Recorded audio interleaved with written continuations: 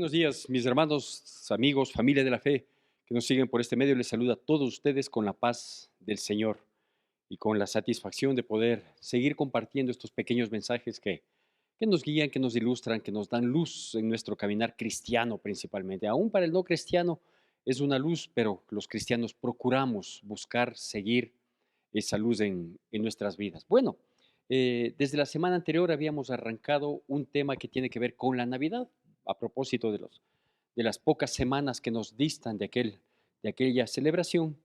Y habíamos arrancado desde el inicio, desde Génesis, ¿sí? En el que Dios le pone al hombre en el mundo, le da esa libertad de poder servirse de todo árbol del huerto, dándole una excepción, que era el árbol del conocimiento del bien y del mal, ¿sí? Y advirtiéndole que si es que comiera de él, ciertamente va a tener una experiencia que va a ser de mucho perjuicio en su vida, ¿no?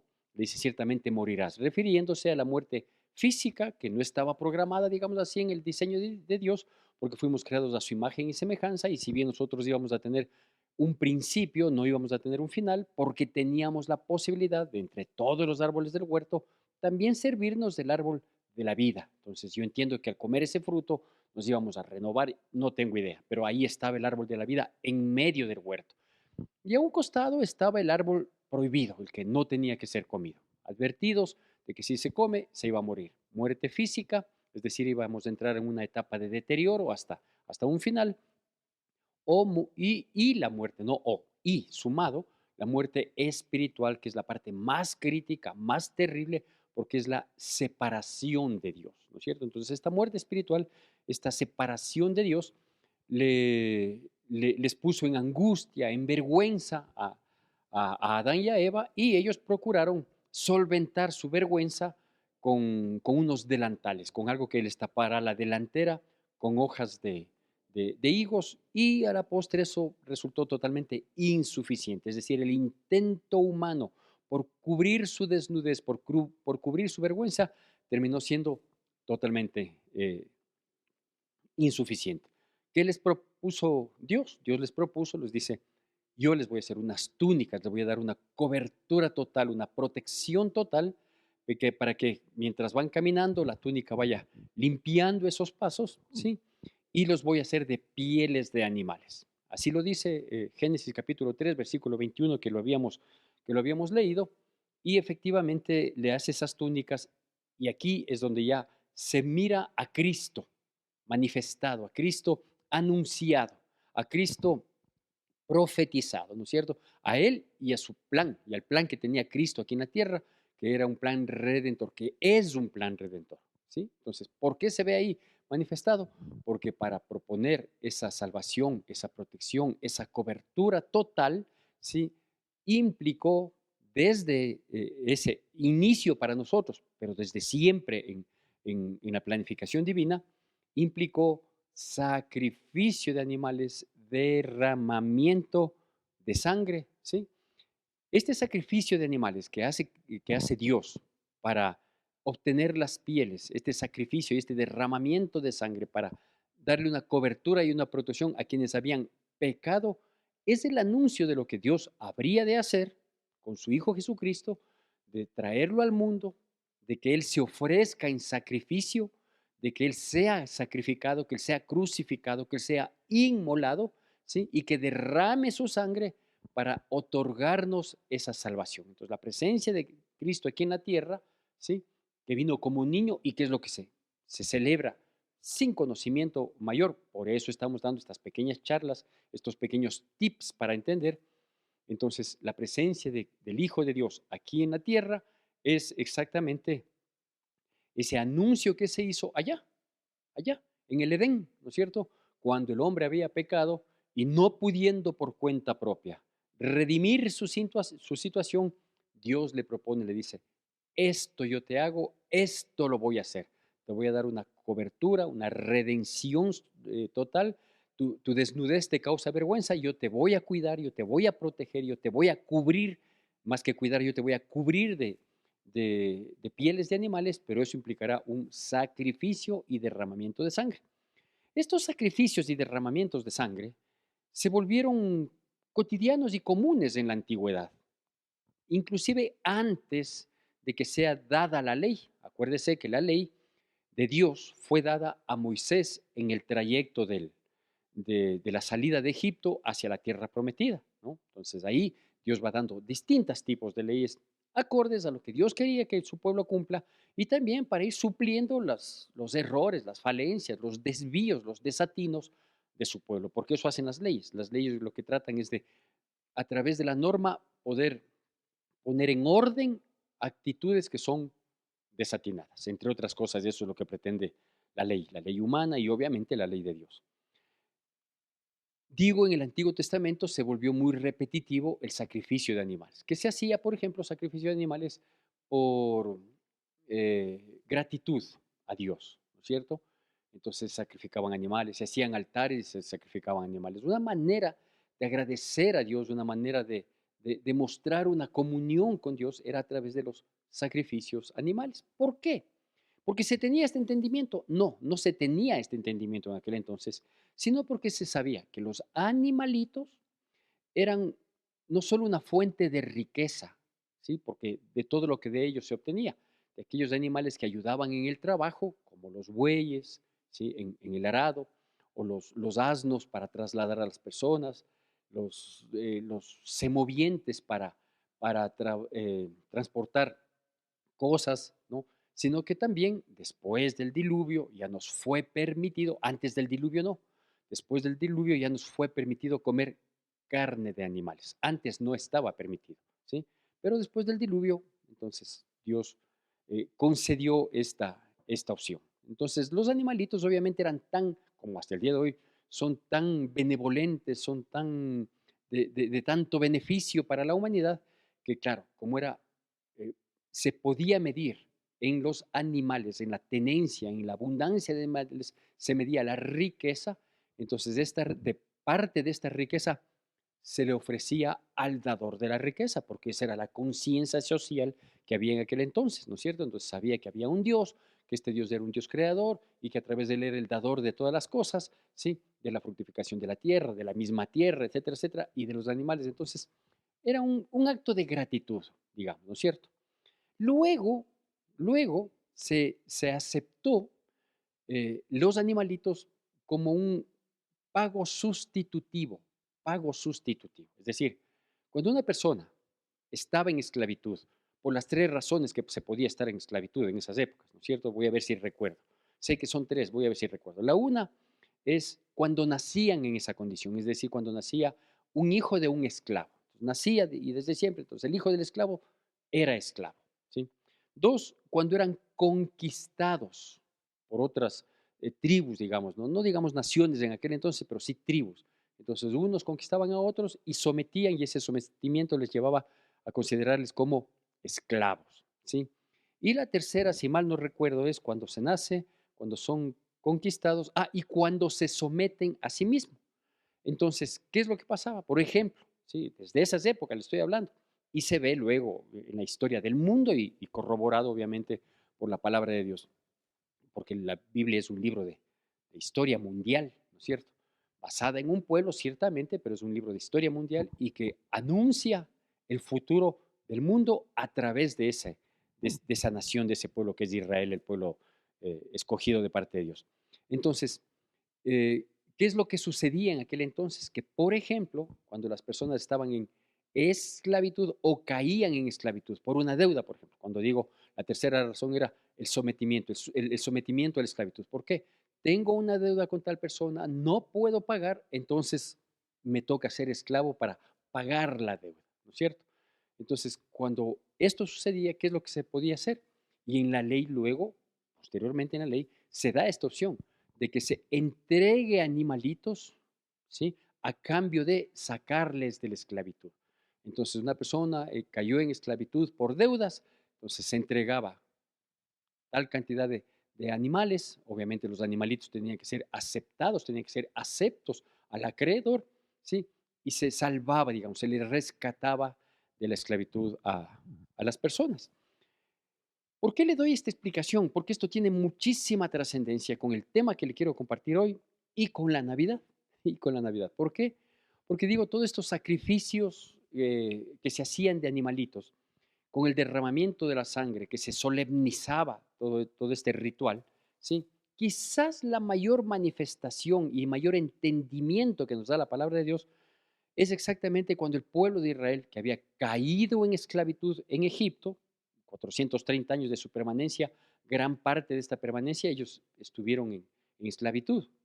Los primeros años, las primeras décadas posiblemente, no. Pero cuando se les desconoce la condición de su presencia de los hebreos ahí en Egipto, ellos pasan, ¿sí?, a ser ya no un pueblo privilegiado como fueron con José de Egipto, ¿sí?, sino que pasan paulatinamente a estar bajo presión, bajo opresión y a caer en esclavitud. Entonces, cuando el pueblo hebreo, olvidado de su Dios, ellos, las últimas generaciones, eran mucho más ritualistas de egipcios que, que amantes y seguidores y conocedores de Dios, ¿no es cierto? Entonces, estando en Egipto, Dios ve y dice, yo he escuchado el clamor de mi pueblo, que no fue una oración que levantaron, sino que su dolor, su quebranto, su situación de opresión había subido ante la presencia de Dios. Y Dios decide liberarles de Egipto. Es ahí donde se escoge a Moisés, no vamos a detenernos en esos detalles que son maravillosos también, y decide sacarle a Egipto, sacarle de Egipto a su pueblo. Entonces, al sacarle, Dios se manifiesta a Faraón a través de las plagas de Egipto, ¿sí?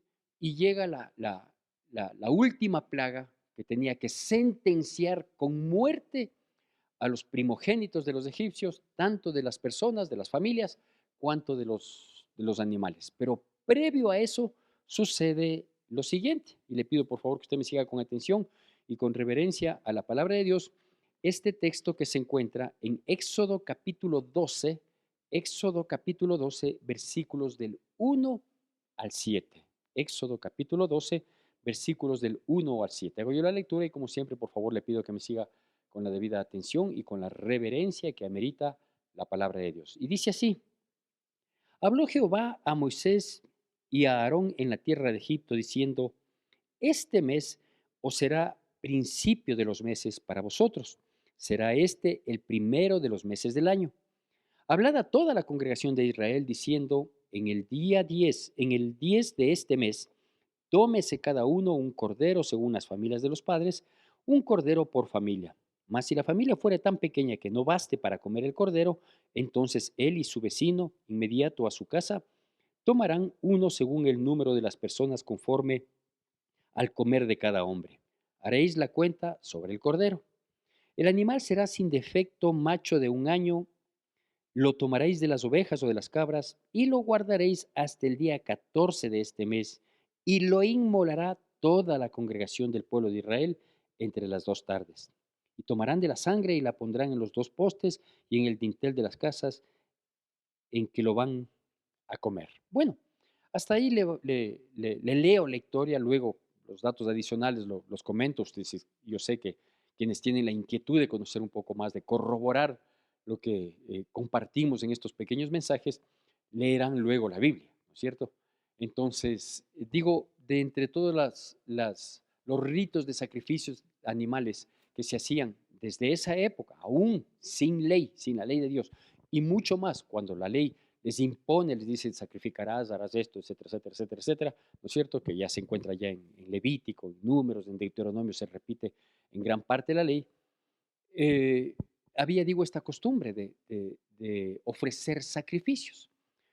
El pueblo de Israel, el pueblo hebreo, estaba sometido a una cruenta esclavitud en Egipto y Dios, antes de darles la libertad total, la libertad, salir de la esclavitud hacia la libertad, les da esta instrucción, ¿no es cierto? Les dice primero, este mes que estamos transcurriendo, no sé, en el calendario egipcio de aquel entonces, en qué época del año podían haber estado, yo no sé si se dividían en años, se dividían en etapas o en ciclos de vida, no tengo idea, no lo he averiguado, pero Dios les dice, para ustedes los hebreos, este va a ser el primer mes del año. De aquí en adelante ustedes van a manejarse con mi calendario, con el calendario hebreo, ¿no es cierto? ¿Cómo interpretamos eso nosotros hoy? Nosotros interpretamos que desde que nosotros predisponemos nuestra vida por conocer de Dios, que cuando nosotros aceptamos el cruce en nuestras vidas de parte de Cristo Jesús, que cuando nosotros optamos por un nuevo estilo de vida que es el cristianismo, es un volver a nacer, es el inicio de una nueva vida, de una nueva etapa de vida en nuestras vidas, ¿no es cierto? Entonces, por ejemplo, yo solía decir así, no se ha ofrecido decirlo últimamente, pero a mí cuando me preguntaban me decían, ¿qué edad tienes? ¿Sí? Entonces yo daba la edad que tengo, no la cronológica desde mi nacimiento, sino la de mi nuevo nacimiento, de cuando nací en Cristo Jesús. Entonces yo, por ejemplo, hoy diría, yo tengo 34 años. Dice, pero ¿cómo? ¿Estás acabado para 34 años? No, tengo 34 años de que volví a nacer, porque yo nací un 17 de noviembre de 1991, volví a nacer.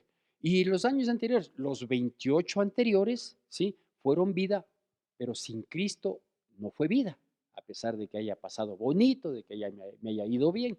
Entonces, normalmente solía yo decir así, que tengo 34 de vida plena y 62 años de vida. Entonces, Dios lo que le está diciendo dice, de aquí en adelante toma en cuenta el transcurrir del tiempo, ¿sí? La primera cosa que, que les dice. Y luego les advierte, dice, previo a salir de aquí van a hacer esto. Y aquí viene una representación evidente de Cristo Jesús. Dice, van a tomar un cordero, ¿sí? De los ganados, sea de los corderos o de las cabras, que sea macho, que sea de un año, que sea sin defecto. Todo esto fue una profecía de lo que Dios ya tenía en mente hacer en un momento determinado, lo que no sabíamos era cuándo, en un momento determinado, hacer en favor de la humanidad. Es decir, mandar al Cordero que quite el pecado del mundo, que es Cristo Jesús, ¿sí? Que sea macho, o sea, que sea hombre, ¿sí? Que sea sin defecto, o sea, que sea sin pecado. ¿Para qué? Para que sea inmolado, para que sea sacrificado. Entonces, sí, sí se da cuenta, no sé si usted habrá oído, y si no, escúchelo por vez primera de mi boca, toda la ley, todo el Antiguo Testamento, que se conoce como la ley y los profetas, o se conocía como la ley y los profetas, todo el Antiguo Testamento anuncia, apunta a Cristo Jesús. ¿Sí? Entonces, este evento específico creo que es el más claro, o uno de los más claros, más evidente de lo que es la redención de Dios, el rescatar, el volver a adquirirlo. ¿Por qué? Porque nos habíamos perdido. ¿Por qué? Porque habían comido, me sumo, ¿no? Habíamos comido del árbol que Dios dijo, no comas de esto. No hace falta que conozcas la diferencia entre el bien y el mal. Con que conozcas el bien y lo sigas, estás bien. No, ¿qué quiero conocer? Toma, moriste. ¿Sí? Entonces, para rescatarnos de la segunda muerte, ¿sí? La primera muerte es la muerte física, a la que todos estamos expuestos. La segunda muerte es la separación eterna de Dios, ¿sí? Entonces, esa separación eterna de Dios aquí en la tierra es terrible. Estar separado de Dios es jugar con fuego, es caminar al límite, es terrible, ¿no es cierto? Querer vivir sin Dios bajo mi propio criterio, bajo mi propia prudencia. Es espantoso, es un riesgo altísimo que siempre, siempre nos trae consecuencias fatales. Pero la separación eterna después de esta muerte física que tengamos, también vamos a estar distribuidos o con Dios o separados eternamente de Dios. Los que estemos con Dios, vaya usted a imaginar la plenitud que será, pero los que están separados no es que dicen, ah, bueno, no estoy con Él, pero estoy tranquilo. No, porque los que están separados irán a condenación eterna. Entonces, como Dios sabe el día que de Él comieras de aquel árbol, ciertamente morirás. Está diciendo, vas a morir físicamente, pero ciertamente vas a vivir en condenación eterna. Dios se apiadó y ya tenía en mente un diseño de plan de salvación que lo habría de cumplir con la presencia de su Hijo Jesucristo aquí en la tierra. Mire, desglosando un poquito lo que acabo de decirle, ¿no? Ahí sacrificaron un cordero en esa época. Digo, es el evento más profético que hay, o uno de los más evidentes eventos proféticos que hay en el cumplimiento del plan redentor de Cristo Jesús aquí en la tierra. ¿Por qué? Porque él fue reconocido por Juan el Bautista. Él fue reconocido, dijo, he ahí el Cordero de Dios que quita el pecado del mundo. ¿Para qué vino Cristo al mundo? Él vino a ofrecernos un perdón de pecados. A todos desde el ofrecimiento. Entonces, todos estamos perdonados. No, solo los que aceptamos el plan. Porque el plan no es, yo vengo a pagar tu deuda y tú tranquilo. No, yo vengo a pagar tu deuda, pero te voy a enseñar cómo tienes que manejar tus finanzas. Sí, porque si no me va a tocar estar pagando, pagando, pagando y no hay 10 corderos, 20, 100, 1000 corderos que ofrecer. Hay un cordero. Ahí está el Cordero de Dios que quita el pecado del mundo. Por eso es que uno, cuando acepta a Cristo Jesús y el sacrificio que Él aceptó, que Él lo cumplió en beneficio de nosotros, nosotros tenemos que cambiar de vida. Nosotros tenemos que cambiar de vida. No podemos decir que acepto el sacrificio de Cristo Jesús para el perdón de mis pecados y seguir viviendo en pecado. No podemos hacerlo eso, ¿no es cierto? Entonces, el Cordero tenía que ser escogido.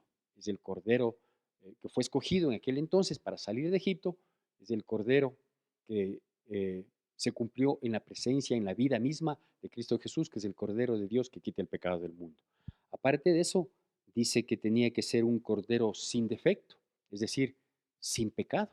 No solo porque es el Hijo de Dios y Él no vino como venimos el resto de personas. Él fue engendrado en el vientre de una mujer escogida, santa, no inmaculada, porque era mujer, era humana, sí, pero una mujer totalmente con mérito suficiente, ¿sí?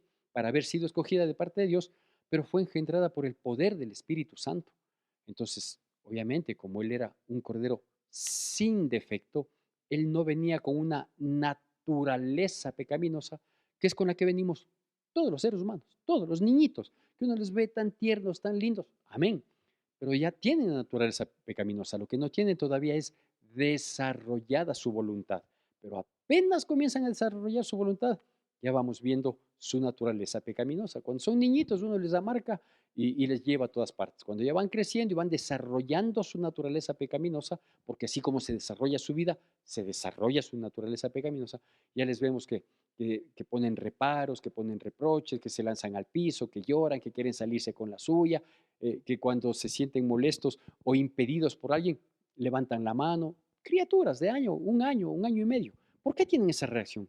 Porque tienen naturaleza pecaminosa, ¿sí? Entonces, quien tenía que venir era un cordero sin mancha, es decir, un cordero sin pecado, sin naturaleza pecaminosa. Pero más que eso, ¿sí? Vino sin naturaleza pecaminosa porque él era 100% hombre y 100% Dios, pero él estuvo tentado en todo, dice la palabra de Dios. Él fue tentado en absolutamente todo, Cristo Jesús, y no pecó. Nosotros vemos parte de la tentación ahí en el desierto, en los 40 días, cuando Satanás le tienta, etcétera, etcétera. Pero después de eso también, imagínense, a él le llamaron en algún momento que actuaba en nombre de Belcebú, o sea, emisario o hijo del diablo. Entonces fue tentado en muchas cosas. Y por ahí siempre la pregunta indiscreta dice, ¿habrá sido tentado por alguna mujer? Posiblemente, lo más probable. Y no por una, por varias. ¿Sí? Y no falló. Entonces, él era un cordero sin defecto, un cordero sin pecado, un cordero sin mancha. ¿Sí? El requisito que, si es que podemos llamar los requisitos que se pusieron en Éxodo capítulo 12. Aparte de eso, tenía que ser macho, ¿sí? Es decir, venía en la semejanza de hombre, no venía en la semejanza de mujer, ¿sí? Venía en la semejanza de hombre, tampoco venía en la semejanza de neutro, ¿sí? Como blasfemos lo quieren pintar, manifestar. Él era macho, bien hombrecito, hombre, ¿sí? Y vino tan macho, por tomar en otro sentido la palabra, no solo como hombre, sino como bien hombre, porque estuvo dispuesto y fue obediente hasta la muerte y muerte de cruz, es decir, estaba listo para ser sacrificado. María, el instrumento que Dios escogió, digo, maravilloso, el instrumento que Dios cogió para engendrar en su vientre a su Hijo, al Hijo de Dios, a Jesucristo, cuando recibe la noticia de que ha sido ella la elegida, la escogida para, no es coheredera de la gracia ni de la salvación, no, es un instrumento escogido de Dios para traer al mundo a su Hijo.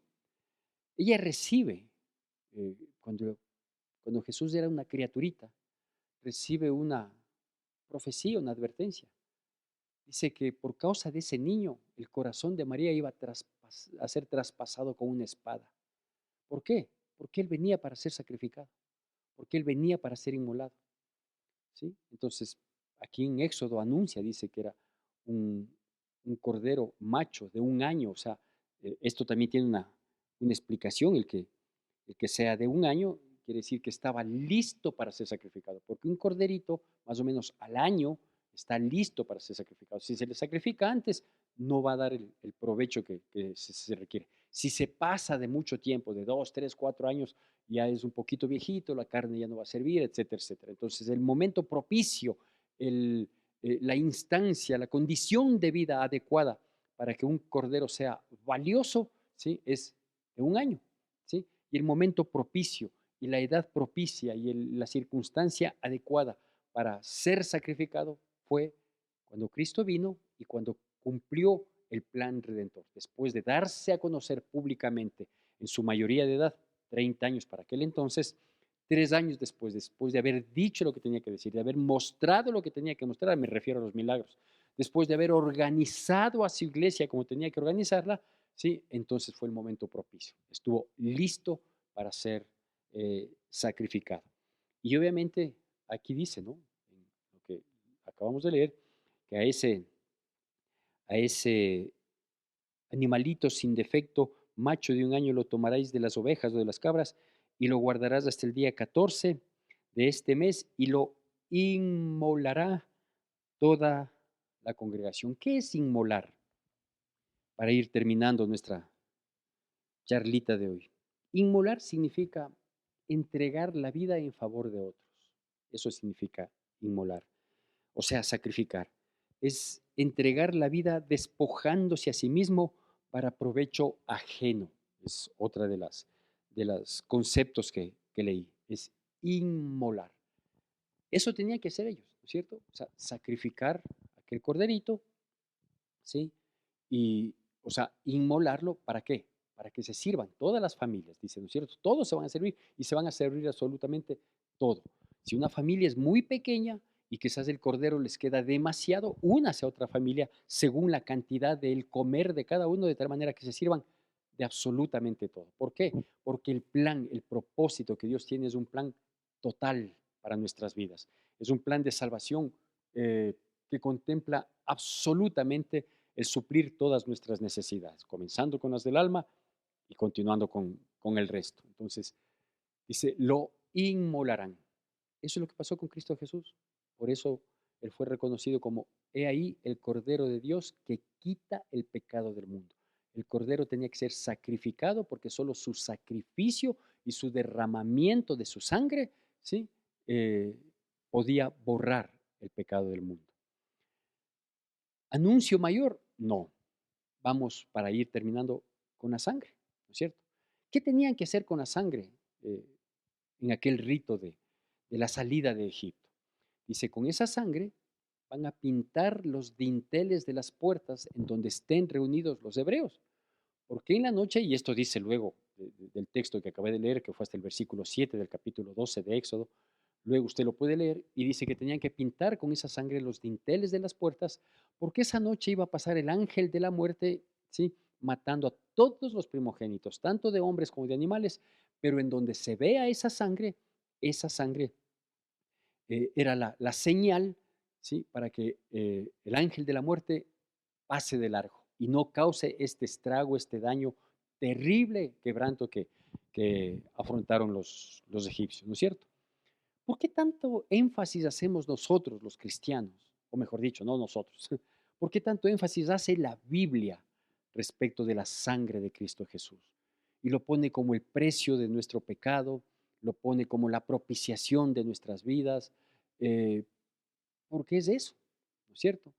Porque si esa sangre de este corderito, como la sangre que era derramada de los machos cabríos y bueyes, como lo explica claramente Hebreos en los capítulos del 7 al 9, dice, si efectivamente esa sangre fue una señal, la sangre de este cordero macho de un año sin mancha, era la señal para evitar la muerte, ¿sí? Así también es la sangre de Cristo Jesús de nuestras vidas, quienes hemos sido comprados a precio de sangre, de la sangre divina de Cristo Jesús que fue derramada en el Calvario, porque fue inmolado, ¿sí? En nuestro favor. Inmolar es sacrificar en favor de terceros, de otros, ¿no? De provecho de otros. Si Cristo Jesús tenía que ser inmolado para provecho nuestro, el precio de ese beneficio maravilloso que nosotros recibimos, que se llama salvación, que se llama redención, fue la sangre derramada por Cristo Jesús, ¿sí? Entonces, cuando la segunda muerte quiera visitar nuestras vidas, nosotros vamos a hacer la segunda muerte, que es la eterna separación del ser humano con su Dios, esa es la segunda muerte.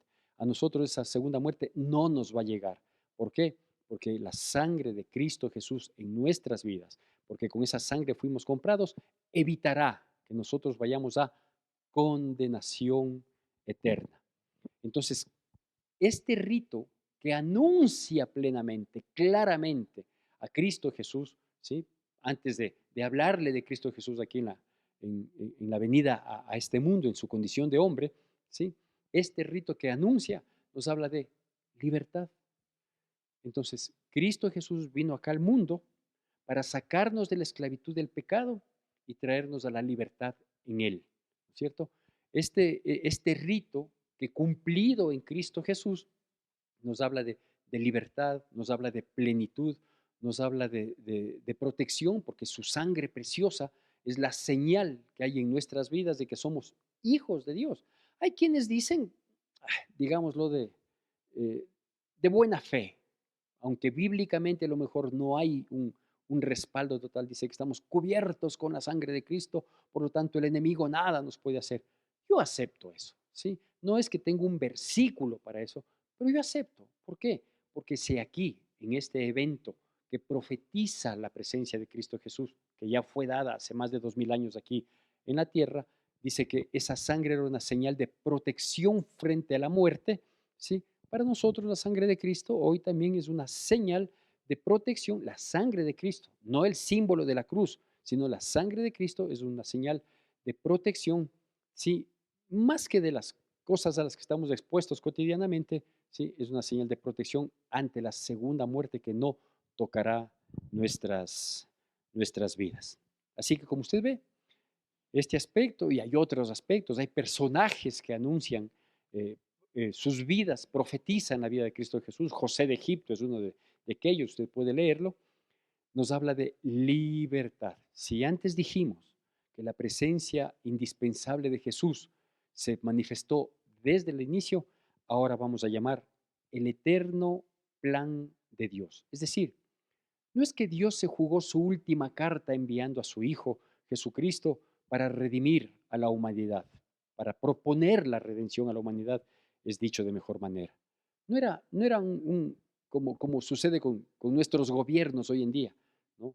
Que son aventureros, que no tienen un plan, que no tienen una planificación y que al susto van tratando de reaccionar y obviamente fracasan contundentemente, ¿sí? No solo que no son aventureros, o no solo que son aventureros nuestros gobiernos, sino o nuestros administradores de distinta índole, ¿no? En distintos niveles, en lo público, en lo privado, etcétera, etcétera.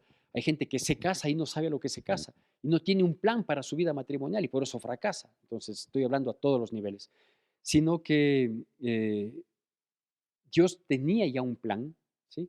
Un plan eterno, como vemos al cubrir con los cuerpos, la desnudez, la vergüenza, con pieles de animales, con sacrificio, con derramamiento de sangre y dando una protección total. Entonces, aquí vemos una vez más, ¿sí? Que no es que se jugó la última carta a Dios enviando a su Hijo Jesucristo, no es que es lo que le tocó hacer, no, Señor, porque mandaron a los profetas y los profetas mataron, entonces voy a ver si le mando al Hijo también aparentemente lo mataron, a Cristo Jesús no le mató a nadie.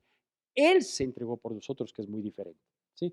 Hay cosas que entender, que aprender, que captar, para tener un buen entendimiento de lo que Dios nos propone y nosotros comprometernos con Él, porque si a alguien le va bien en esta vida, es a los que le seguimos a Dios y nos esforzamos por cumplir su voluntad.